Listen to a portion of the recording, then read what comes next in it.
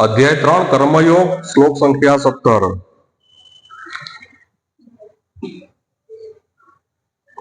यह तो आत्मरतिः एव स्यात् आत्मतृप्त च मानवः।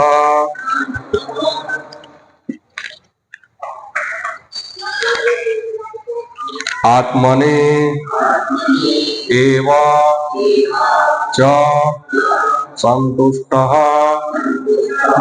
तस्य कार्यं न विद्यते।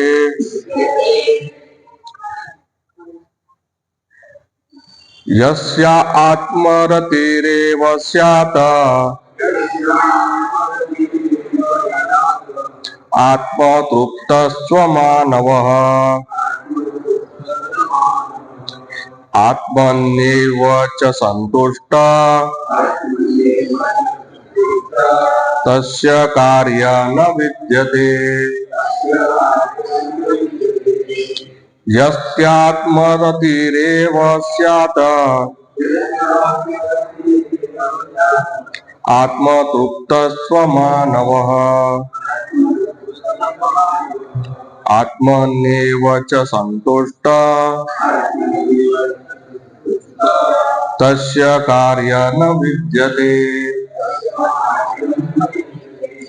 यस्यात्मरतिरेव स्यात् आत्मतृप्तस्त्वमानवः। आत्मन्येव च सन्तुष्टः तस्य कार्यं न विद्यते।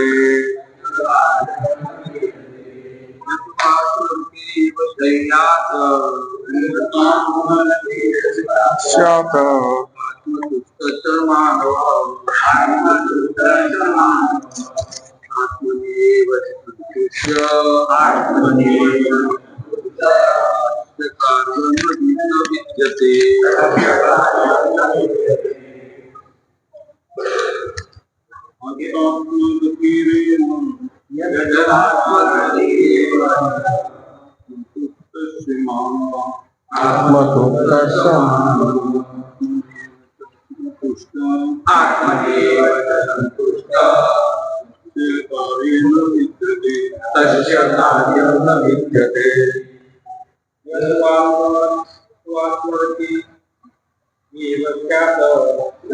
आत्मरतिरेव स्यात्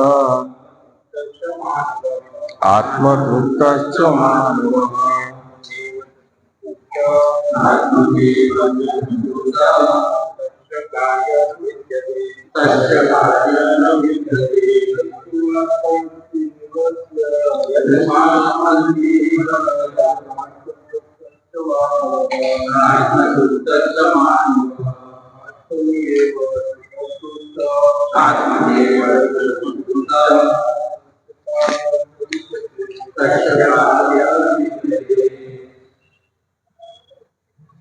माताजी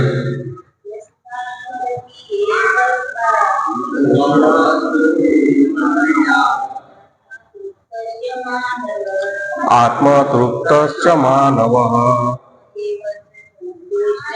आत्मनेव च सन्तुष्टः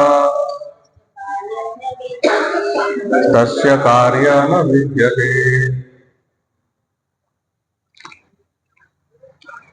यह जे मनुष्य तो परंतु आत्मरति आत्मा में ज आनंद मानतो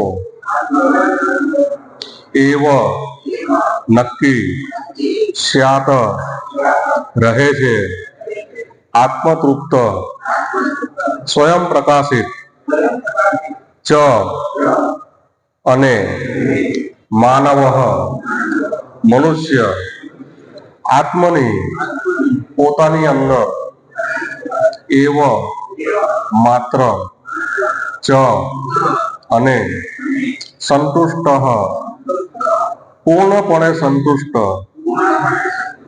તસ્ય તેનું કાર્યમ કર્તવ્ય નથી વિદ્યતે હોતું. અનુવાદ અને ભાવાર્થ શીલ પ્રભુપાદ દ્વારા. શીલ પ્રભુપાદ કી. પરંતુ જે મનુષ્ય આત્મામાં જ આનંદ પામે છે તથા જેનું જીવન આત્મક સાક્ષાત્કાર યુક્ત હોય છે અને જે પોતાની અંદર જ પૂર્ણપણે સંતુષ્ટ રહે છે તેને માટે કશું કર્તવ્ય રહેતું નથી. એકવાર મારી સાથે બોલજો. પરંતુ જે મનુષ્ય આત્મામાં જ આનંદ પામે છે તથા જેનું જીવન આત્મક સાક્ષાત્કાર યુક્ત હોય છે અને જે પોતાની અંદર જ પૂર્ણપણે સંતુષ્ટ રહે છે તેને માટે કશું કર્તવ્ય રહેતું નથી. ભાવાર્થ: જે મનુષ્ય સંપૂર્ણ રીતે કૃષ્ણ ભાવના પરાયણ થયો છે અને કૃષ્ણ ભાવનામૃતમાં કરેલા પોતાના કાર્યોથી પૂર્ણપણે સંતુષ્ટ થયો છે તેને કોઈ નિયત કર્મ કરવાનું રહેતું નથી. તેના કૃષ્ણ ભાવના પરાયણ હોવાને કારણે તેના અંતરમાંની સંઘળી મલિનતા તરત જ ધોવાઈ જાય છે. આ પરિણામ એવું છે કે હજારો યજ્ઞો કરવાથી મળી શકે. એ રીતે ચેતના શુદ્ધ થવાથી મનુષ્ય તેના પરમેશ્વર સાથેના સંબંધના સંદર્ભમાં પોતાની સનાતન સ્થિતિ વિશે પૂર્ણપણે આત્મવિશ્વાસ જાગે છે. આ રીતે ભગવાનની કૃપાથી તેનું કર્તવ્ય સ્વયં પ્રકાશિત બને છે. તેથી તેને વૈદિક આજ્ઞાઓ પાળવાનું કોઈ બંધન રહેતું નથી. આવો કૃષ્ણ ભાવના પરાયણ મનુષ્ય દુનિયાવી કાર્યોમાં ક્યારેય રસ ધરાવતો નથી અને સુરા સુંદરી તથા અન્ય પ્રલોભનોમાં આનંદ લેતો નથી.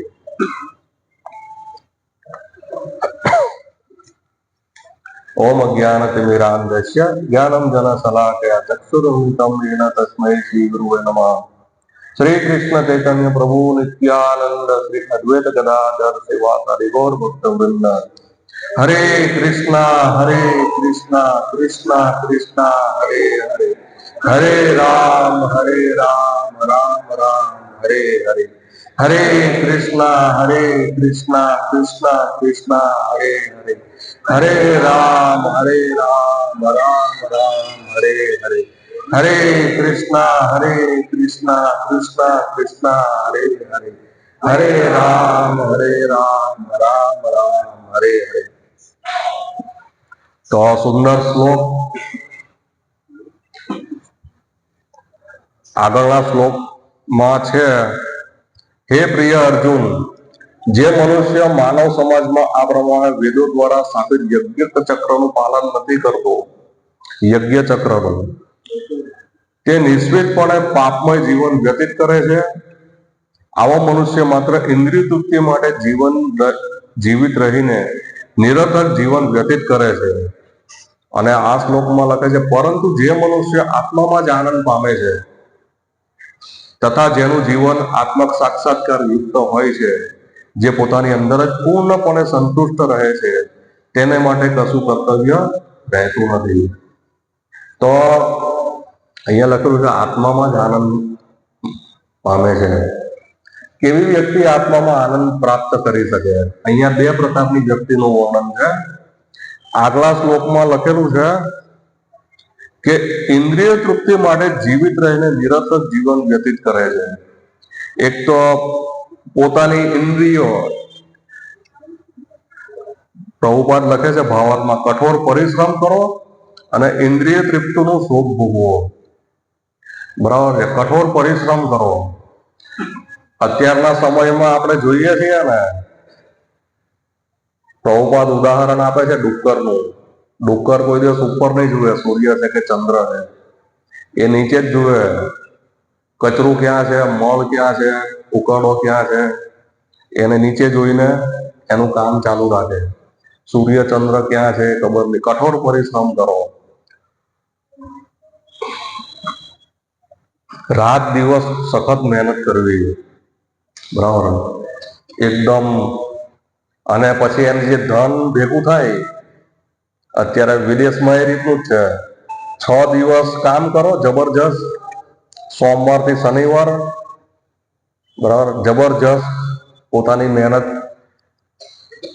અત્યારે છે ને ચાઇના વાળા છે, જબરજસ્ત મહેનત કરેલું. તો જબરજસ્ત મહેનત કરવાની, ધન ભેગું કરવાનું, અને પછી ઇન્દ્રિય સુખ ભોગવવાનું, બરાબર.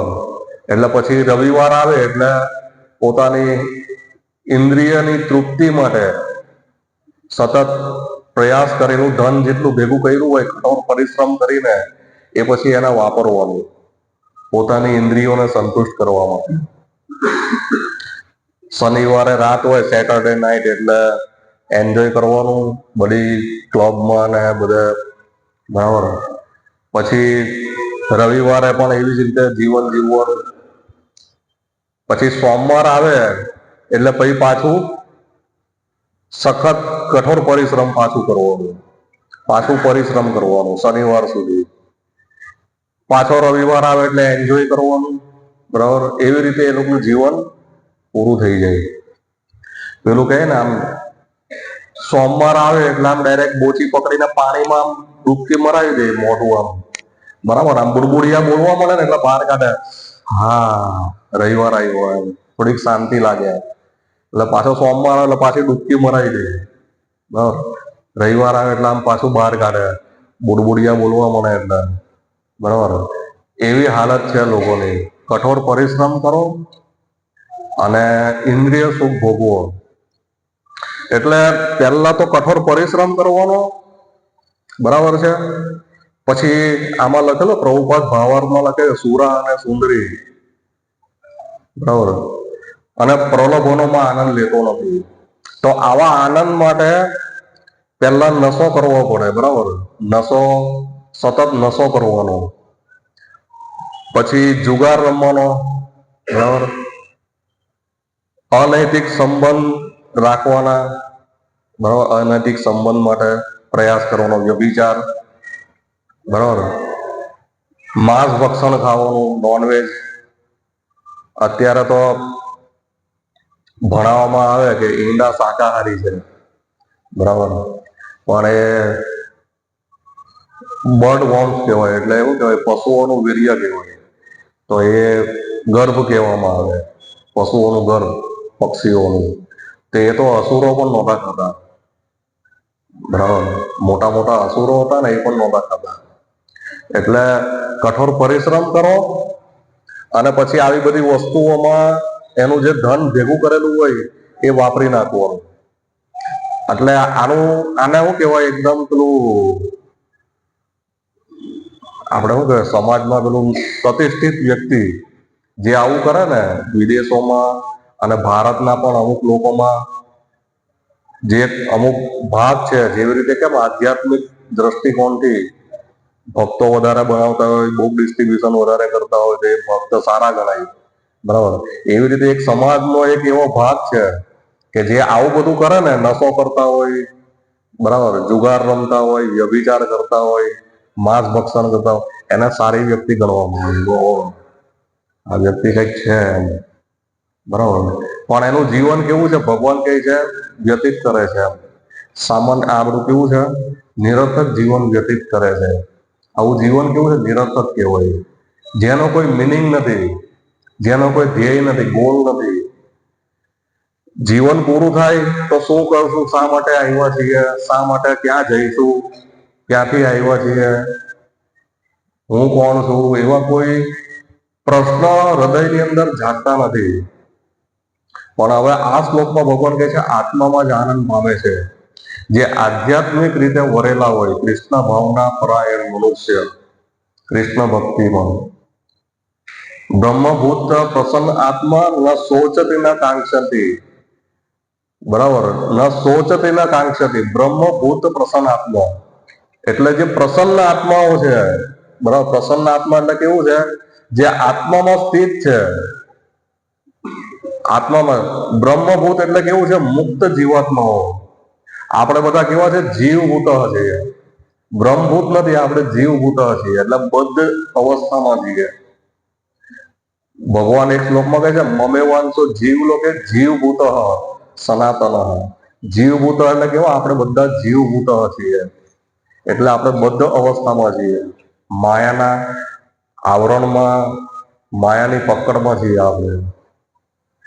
અને જે મુક્ત જીવાત્માઓ છે, જે આ શ્લોકમાં વર્ણન છે, આત્મામાં જ આનંદ પામે છે. ન સોચતી ન કાંક્ષતી, એને કોઈ ઈચ્છા નથી હોતી, અને કોઈ પ્રાપ્ત કરવાથી કોઈ વસ્તુ વયું જાય તો એનું કોઈ દુઃખ પણ નથી થતું. ખ્યાલ આવ્યો?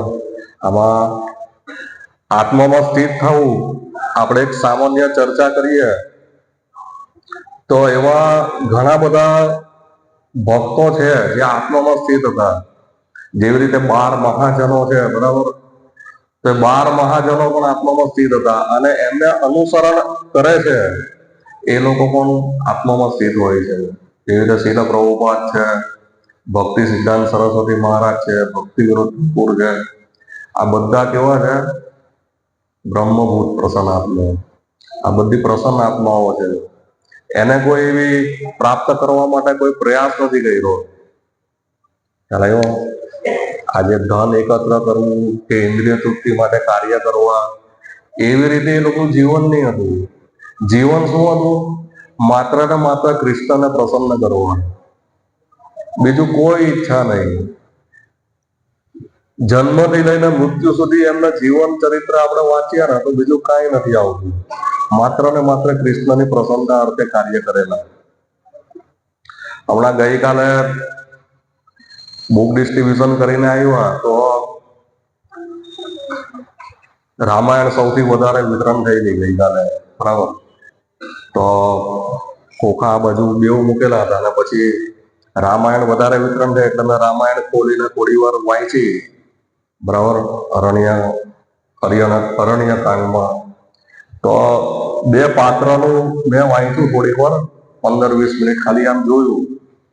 તો એમાં આ શ્લોકને લાગતું હોય કે આત્મામાં જ આનંદ પામે છે. તો એ એક પાત્ર હતું, સબરીનું એક પાત્ર હતું.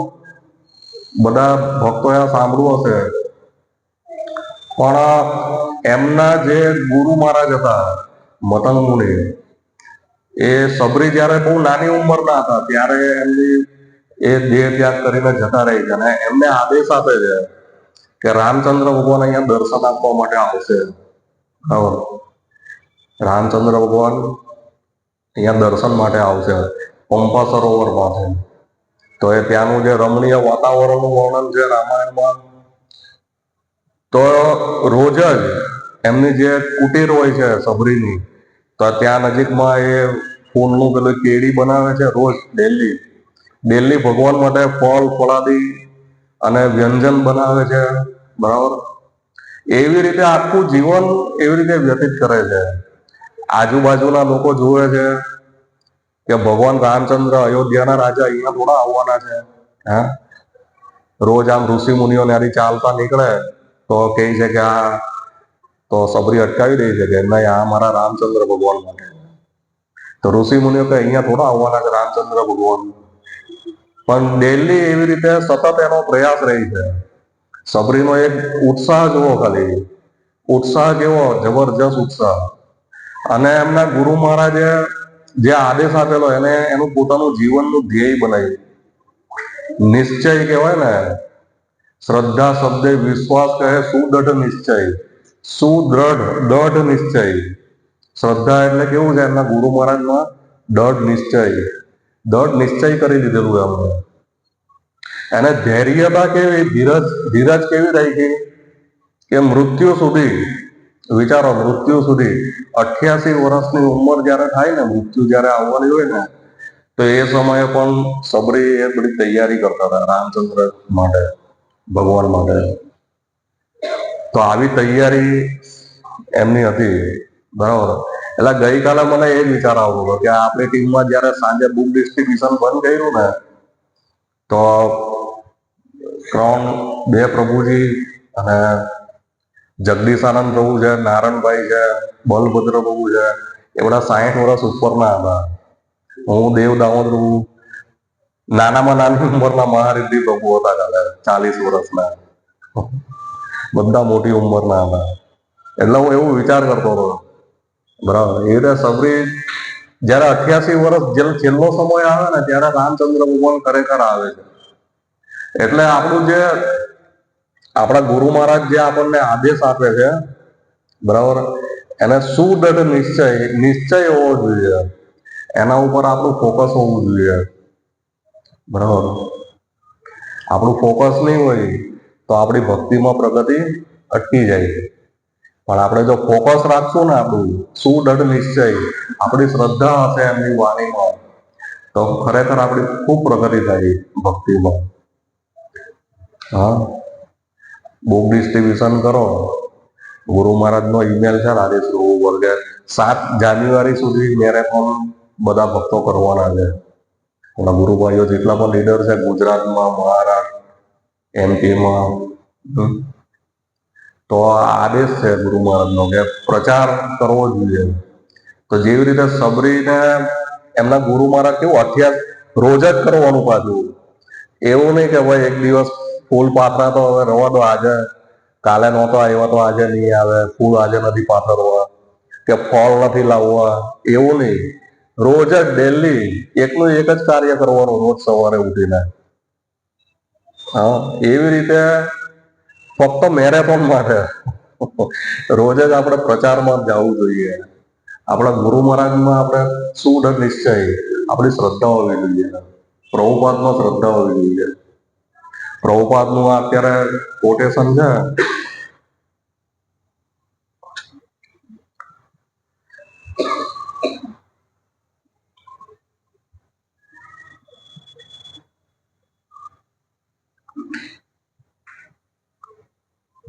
પ્રભુપાદ લખે છે રામેશ્વર દાસને 1972 हर एक पुस्तक वितरक એટલે જે પુસ્તક વિતરણ કરે છે, निश्चित रूप से भगवान के धाम जाएगा.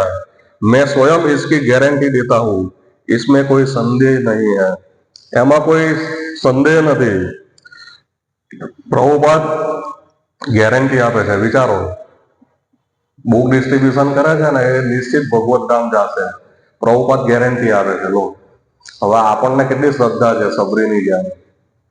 હા, બીજું એક ઉદાહરણ છે એનું, જે આમ રામાયણ ઊંધી ખોઈલી ને, જેમ આમ ખોઈલી તો આગળનું ખોલવાનું હતું, પણ મેં આમ ઊંધી ખોઈલી.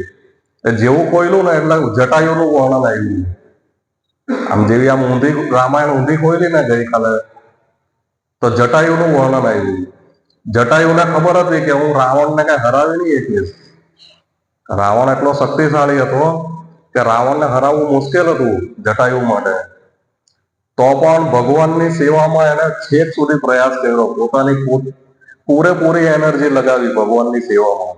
વિચારો, જટાયુએ કેવું પૂરેપૂરી એનર્જી લગાવી દીધી. જેટલી પણ એનર્જી હતી ને, 5 થી 4 થી, જેવી રીતે જેમ રાવણને ઈજા પહોંચાડે છે, તો પૂરેપૂરી એનર્જી લગાવી દે છે. અને જ્યારે એની છેલ્લો સમય હોય છે, જ્યારે રાવણ એની પાંખ કાપી નાખે છે, ત્યારે રામચંદ્ર ભગવાન મળે છે જટાયુને, બરાબર. તો અલગ અલગ દ્રષ્ટિકોણથી આપણે જોઈએ કે પરીક્ષિત મહારાજ છેલ્લા સમય હોય ત્યારે ભગવાનની કથા સાંભળે છે સુખદેવ ગોસ્વામી પાસે, મૃત્યુ સમયે, બરાબર. પછી ભીષ્મ દેવ છે, જ્યારે શરીરનો ત્યાગ કરે છે ને, ત્યારે ભગવાન કૃષ્ણ એની સામે ઉભા હોય. ભગવાન કૃષ્ણના દર્શન કરતા કરતા સ્તુતિ કરે છે. ભીષ્મદેવ સ્તુતિ કરતા કરતા દેહ ત્યાગ કરે છે. એવી જ રીતે જટાયુ કેવી રીતે દેહ ત્યાગ કરે છે? ભગવાન સ્વયં ભગવાનના ખોળામાં. વિચારો, મૃત્યુ સુધી એને પ્રયાસ કર્યો, પૂરેપૂરી એનર્જી એને લગાવી ને ભગવાનની સેવામાં. હા, આમ ખોળામાં જટાયુ, રામચંદ્ર ભગવાન આવી રીતે આમ જટાયુના ખોળામાં રાખે છે. વિચારો, અગ્નિ સંસ્કાર પણ એ કરે છે રામચંદ્ર ભગવાન.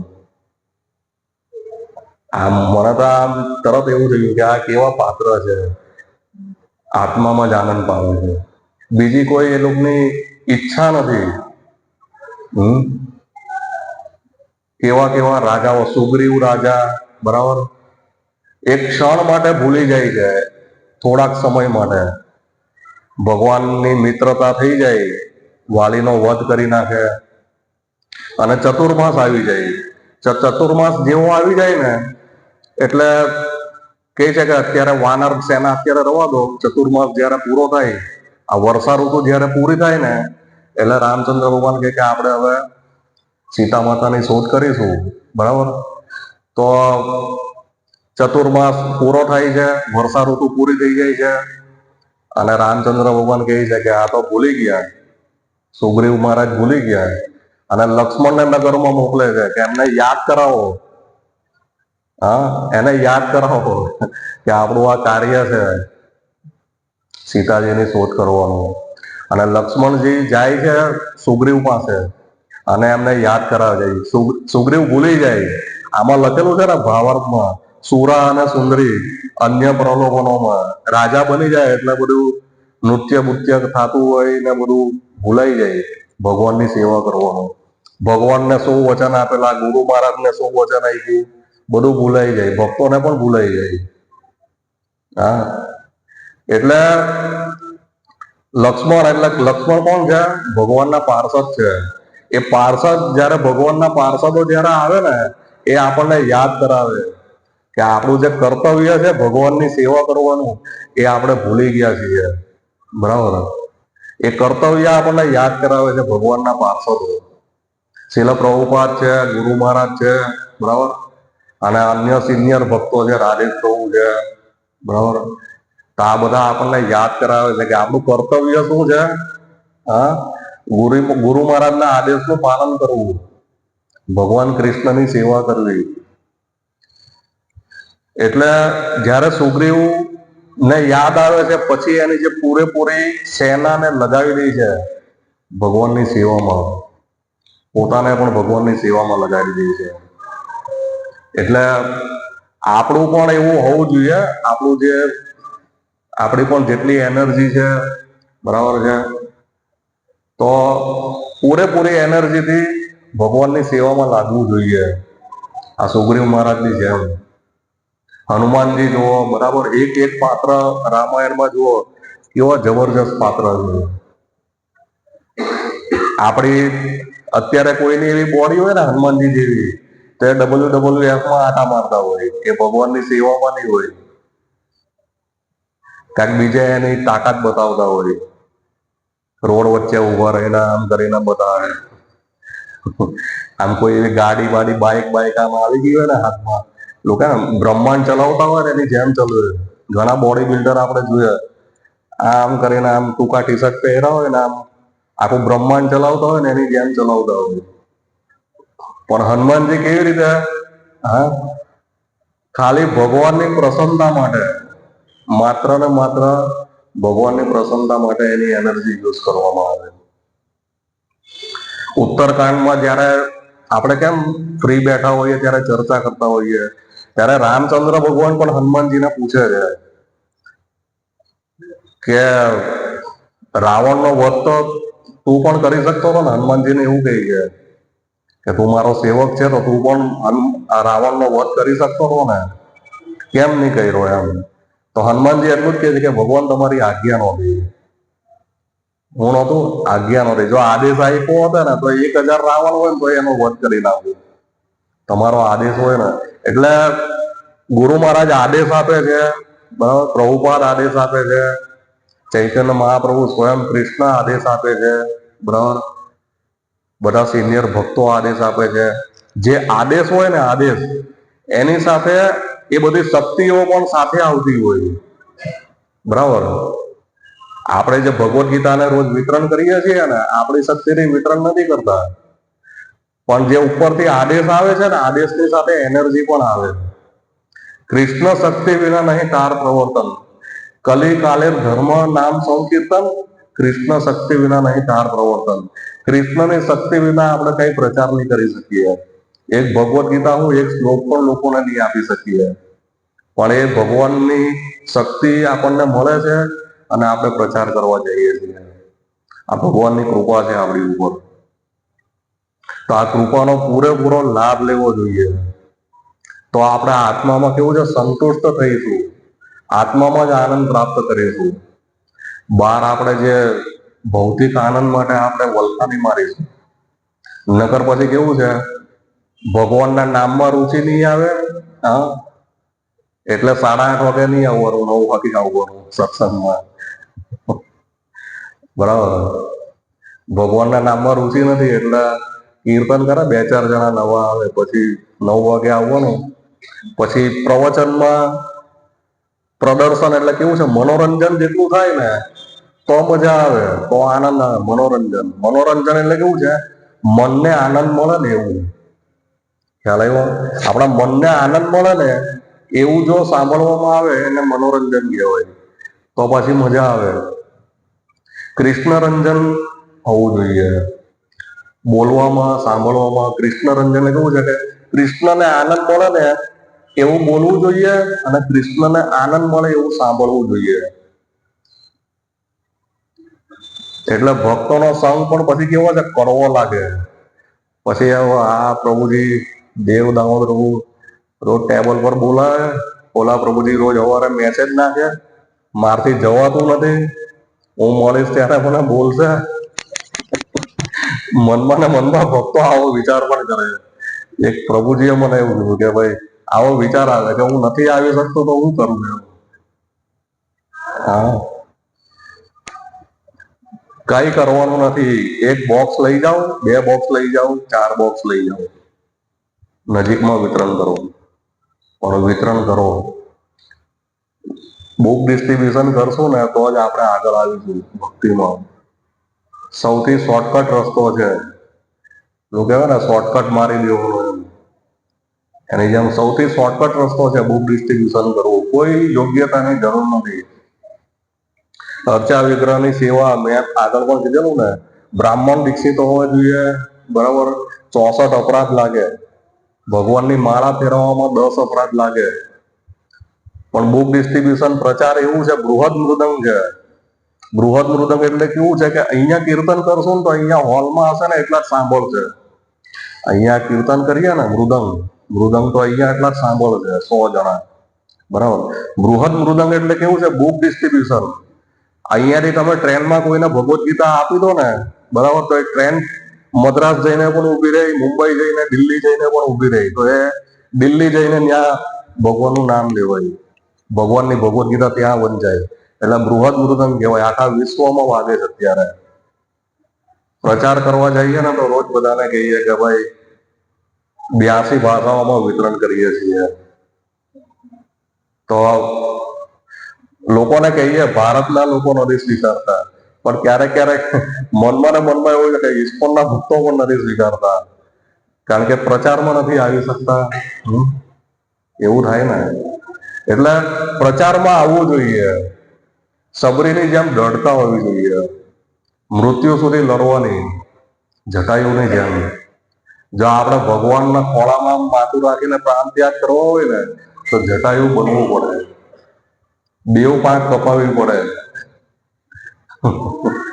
પાંખ રાખીને આપણે કેવું તો પાંખ ઉડવું છે હવામાં, તો આ ભૌતિક જગતમાં આપણે કરોડો જન્મ સુધી ઉડા કરવું, ઉડવું આપણે હવામાં. બરાબર. 11 લાખ પક્ષીઓ બનીને, જલજા 9 લખાની, જળચર પ્રાણીઓ બધા સ્વિમિંગ પુલમાં નાવા જાય ને ટાઈમ કાઢીને, એવી રીતે 9 લાખ યોનિઓ છે પાણીમાં આરામથી તૈરા કરશે માછલી બનીને, રંગબેરંગી. ક્યારેક લાલ માછલી બનવું, ક્યારેક પીળી માછલી, ક્યારેક ભૂરી માછલી બનવું, ક્યારેક લાંબી માછલી બનવું, ક્યારેક કાંટાવાળી માછલી બનવું, કાચબો બનશું. પાણીમાં તૈરા કરવાનું. ઉનાળામાં બધા તરવા જાય ને એટલે હવામાં ઉડવાનું એવું નહીં, પણ જટાયુની જેમ આપણી એનર્જી લગાવો. આપણી પાસે હજી 10 દિવસ છે. રાજેશ લોકોએ ટાર્ગેટ આપેલો અહીંયા સેમિનારમાં, બધાને ખ્યાલ હોય તો 12,000 પુસ્તકોનો ટાર્ગેટ છે. કેટલો? તો આપણો પ્રયાસ એવો હોવો જોઈએ, થોડો ઘણો પણ પ્રયાસ હશે ને તો કેટલી ભગવદ્ ગીતા વિતરણ થઈ જાય. અમે શનિવારે ટેબલ નહીં લગાવવાના હતા. બરાબર. મેં નથી લગાવવું, પણ દેવ દામોદર કે આપણે ક્યાં લગાવવું છે, પછી ટેબલ લગાવી દીધું. બરાબર. તો થોડીક વારમાં એક ભાઈ આવ્યા, 4 ભગવદ ગીતા લઈ ગયા અને 4 ભગવદ ગીતાનું ડોનેટ પણ આપતા ગયા. બરાબર. એટલે થોડી વારમાં લગભગ 1 કલાકમાં 11 ભગવદ ગીતા અમે વિતરણ કરી નાખી. બહુ ઓછા ભક્તો હતા, 1-2 છોકરા હતા અને અમે 2. બરાબર. તો વિતરણ થઈ ગઈ. બરાબર. આ કેવી રીતે વિતરણ થાય અમને નથી ખબર, પણ વિતરણ થાય છે ને. ગઈકાલે 70 પુસ્તક વિતરણ થઈ. તો એમાં ભક્તોની કેટલી એનર્જી હતી. પ્રસાદ બનાવવો, પુસ્તક કાઢવા, ઓલા ગૌતમભાઈ રિક્ષામાં લઈ જાય, લાવે ત્યાં કીર્તન કરે ભક્તો, ઘરે ઘરે એક પુસ્તક બતાવવું. પૂરેપૂરી એનર્જીથી. એટલે બધા જ ભક્તો અને માતાજીઓ પૂરેપૂરી એનર્જી લગાવો તો સારામાં સારો પ્રચાર થઈ શકે કૃષ્ણ ભક્તિનો. હા, સાંજ સુધી. એક 1992 છે ને, કોમવાદ નું એક ધમાલ થયેલી. કોમવાદ 1992.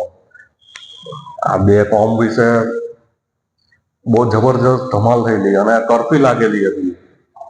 તો અમે ટ્રેક્ટર સિટીમાં રહેતા હતા, જે મુસલમાન સમાજ ને બધું સાથે જ બધા રહેતા હતા. પણ ત્યારે કોમવાદના કારણે બધો વિખવાદ થઈ ગયો. તો ટ્રેક્ટર ભરીને આમ ટ્રેક્ટર મોકલે વરાછા અને આમ અલગ અલગ એરિયામાં, કે બધા સિંહ જેવા મોટા મોટા આવવાના છે લડવા માટે. મોટી મોટી મૂછ હોય. બરાબર. આ મોટી મોટી મૂછ ને બધું હોય એટલે એ લોકો આવવાના છે. પણ ટ્રેક્ટર આમ ભરીને આખું ટ્રેક્ટર ભરાઈ જાય, બધા લડવા માટે તૈયાર થઈ જાય, દંડા અને તલવાર ને આમ તેને બધું લઈને. પણ જેવું સિટી નજીક આવે ને એટલે થોડાક કરીને બધા ઉતરી જાય. અહીંયા લાલ દરવાજા આવે ને, ટ્રેક્ટર વાળો એકલો જ હોય, આખું ટ્રેક્ટર ખાલી હોય. પાછો ભરવા જાય, પાછો બરાબર ભરે. પણ જેવું લાલ દરવાજા આવે ને એટલે જોવે એટલે પાછળ કોઈ હોય જ નહીં. એટલે એવું થાય, લીડર ને એવું થાય કે 25, 30, 35 ભક્તો આવશે. બરાબર. પ્રસાદ પણ આટલો અમે બનાવી નાખીએ, 40 ભક્તોનો. દર રવિવારે હું કોઈને પૂછતો નથી, 40 ભક્તોનો પ્રસાદ હું બનાવી નાખું. બરાબર. પણ બપોર થાય અને 2, 3, 4 વાગે ને એટલે ભક્તો ક્યાં ગાયબ થઈ જાય ને. પેલી મોટી મોટી મૂછ દંડા વાળા ટ્રેક્ટર લઈને આમ ના પહોંચીએ ને ત્યાં ખાલી 2-4 જણા જ વૈધા હોય, ટ્રેક્ટર વાળા જ. પાછળ કોઈ હોય જ નહીં. એટલે આ એના જેવું છે. એટલે એવું નહીં થવું જોઈએ. બધા આગળ લીડર બનવું જોઈએ. ચૈતન્ય મહાપ્રભુ કહે છે, અમાર આજ્ઞા ગુરુ હોય તારો દેશ. મારી આજ્ઞાથી કેવું છે, ગુરુ બનો. ગુરુ એટલે ભારે બનો, હલકા નહીં બનો. ગુરુ એટલે ભારે થાય.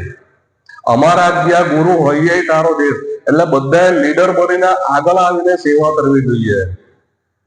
જ્યારે દાખો તારે કહો કૃષ્ણ ઉપદેશ. જેને જોવો એને મળો, એને કૃષ્ણનો ઉપદેશ આપો. હલકું નથી બનવાનું. ભક્તિમાં આવીને હલકું નહીં, ભારે બનવાનું. ગુરુ એટલે ભારે થાય, લઘુ એટલે હલકું થાય. એટલે ગુરુ બનવાનું છે, ભારે બનવાનું છે, હલકું નથી બનવાનું. આપણે બધા કેવા છે, હલકા બની જઈએ. પ્રભુ આ કામ છે, પ્રભુ પેલું કામ છે. બરાબર. બહુ ઘણા બધા કામ છે. આપણે કોઈ પણ સમસ્યાઓ આવે ને એટલે પહેલી કાતર આપણી ક્યાં હોય ખબર છે? કૃષ્ણની સેવા ઉપર. આપણી કોઈ પણ સમસ્યા આપણા જીવનમાં આવે ને એટલે આપણી પહેલી કાતર આપણે આપણી કૃષ્ણની સેવા ઉપર કાતર મૂકી દઈએ. બરાબર. પછી સમસ્યા એક પૂરી થાય એટલે બીજી સમસ્યા આવે, ત્રીજી આવે. પદમ પદમ વિપદામ નથી સામ. ડગલે ને પગલે વિપત્તિઓ ઊભી છે.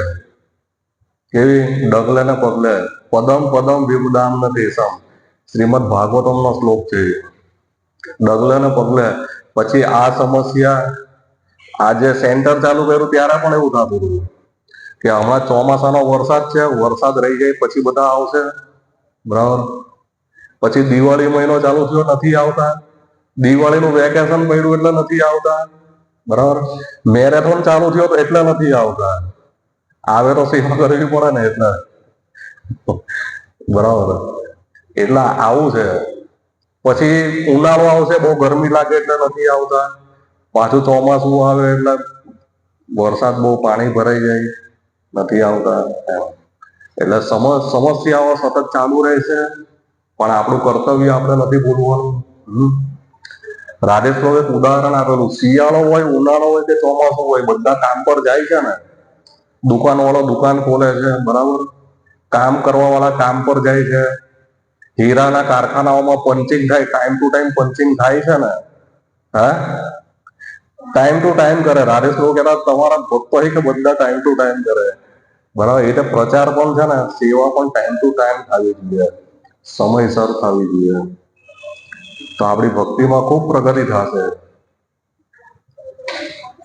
નકર પછી આપણે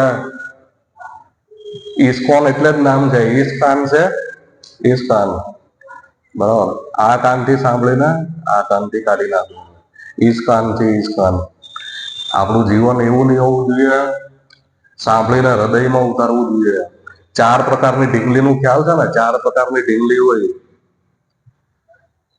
ઢીંગલી મેળામાં વેચાતી હોય, 4 ઢીંગલી એક જ સરખી દેખાતી હોય, એક સરખી 4 ઢીંગલી, બરાબર. તો એક ઢીંગલીના 10 રૂપિયા હોય, બીજી ઢીંગલીના 20 રૂપિયા, ત્રીજીના 30 અને ચોથીના 40 રૂપિયા, બરાબર. એવી રીતે 4 ઢીંગલીના 10-10 રૂપિયાના ફરકે ઢીંગલી વેચાતી હોય. તો લેવા વાળા એવું પૂછે છે કે આ જે 4 ઢીંગલી છે, તો આ 4 માં તફાવત શું છે? એમ એક જ સરખી લાગે છે, તો આનો ભાવ કેમ અલગ અલગ છે? તો કહે છે કે આ ઢીંગલી, પહેલી ઢીંગલી 10 રૂપિયા વાળી એવી છે કે આ કાનમાંથી તાર નાખે ને તો આ કાનમાંથી બહાર નીકળી જાય, આ કાનમાંથી તાર નાખીએ તો આ કાનમાંથી નીકળી જાય. એ કે એવું છે. પછી એ 10 રૂપિયા, એ 20 રૂપિયા, 10 રૂપિયા વાળી કેવી કે તાર હોય ને એ કાનમાં જ ન જાય, કાનમાં નહીં જાય 10 રૂપિયા વાળીના. 20 રૂપિયા વાળીના એક કાનમાંથી નાખે ને તો બીજા કાનમાંથી નીકળે. 30 રૂપિયા વાળી ઢીંગલી એવી હોય કે કાનમાંથી નાખે ને તો મોઢામાંથી બોલે, આમ મોઢામાંથી તાર બહાર આવે.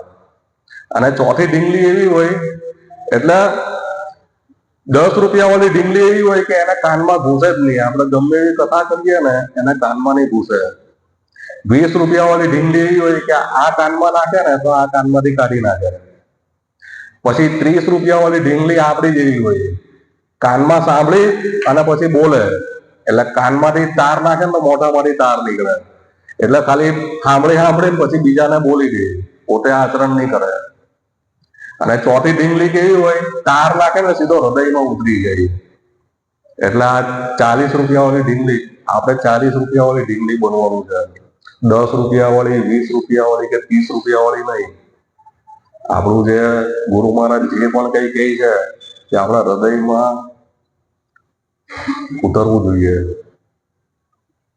ગુરુમુખ પદ્મ વાક્ય ચિત્ત તે કર્યા એક્ય, આપણા હૃદયમાં લાગવું જોઈએ આપણને, તો આપણી ભક્તિમાં ખૂબ પ્રગતિ થશે. હરે કૃષ્ણ.